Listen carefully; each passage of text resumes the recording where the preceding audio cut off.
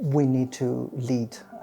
We can't wait for governments to take the lead. We as businesses need to start early and show that we can lead in our way, and we can also do business in a sustainable way. So we're a global cosmetic company, L'Oreal. We're roughly about 150 countries around the world, with a population between 80 and 90,000 employees. And our goal is to have all our sites 100% energy renewable. And we've converted the site also into a grey water recycling system. And waste is the last component for us here as well, to reduce our waste. We've reduced our waste almost with 60% over the last 2 years. And the goal is to go zero waste for our site.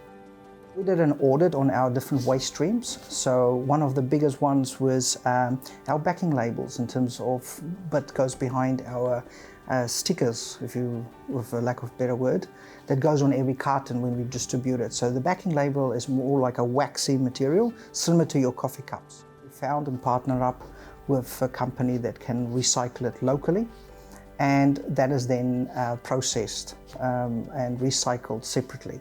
So that was one of the big waste streams that we've covered. The other one is we're working on war on plastic.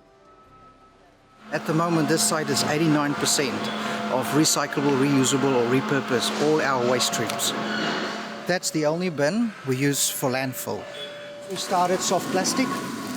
Again, we get hundreds of soft plastic from our internal packaging from our factories, that the pickers need to take off the product to put in the carton to the customer, and all of this now is recycled as well under soft plastic. There's a lot of feedback we get from our team, and they all have a part to play in this. If we just take, for example, our cafeteria, every day we're about 40 people on site. Last year we started with organic waste collection, and we've reduced our overall site waste with 30%. And the science is out there. So organic waste is a big part of our day-to-day waste as humans. And now we have a specific waste stream for organic waste. Our current achievements happened also with a 35% increase in volume and growth of the business. So not only did we grow in business, but we reduced our impact.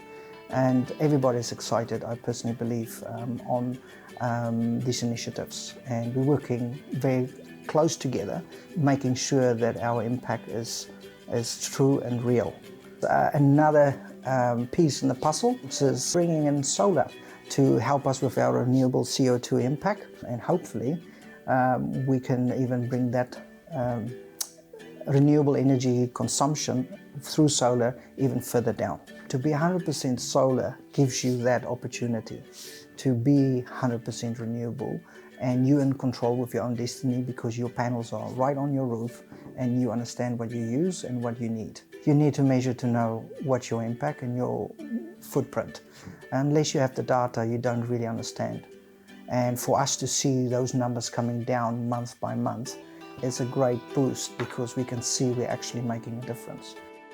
The main message is just to get on board as soon as possible. There's no planet B, and we only have one planet, and that's the only way we can exist in harmony with our planet. And you've seen lots of cliches about it, but the planet does not need us. We need the planet.